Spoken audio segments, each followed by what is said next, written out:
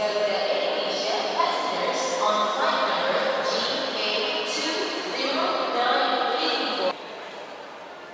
Kami baru saja Polres Garuda datang Jakarta Jepang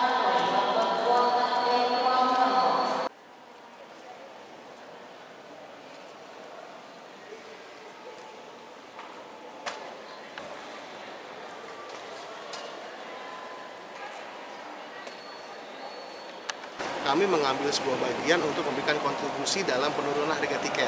Karena di dalam tiket tersebut itu ada komponen PJP2U. PJP2U sendiri itu adalah pendapatan jasa pelayanan pesawat udara. Nah, porsi itulah yang sebenarnya menjadi bagian kontribusi kami, sehingga besaran PJP2U itu kita berikan diskon 50%, seperti itu. Lantas yang kedua, adapun periode pelaksanaan diskon untuk PJP2U itu berlaku adalah untuk mereka yang membeli tiket dari tanggal 1 Desember sampai dengan tanggal 3 Januari untuk keberangkatan pada tanggal 19 Desember sampai dengan tanggal 3 Januari.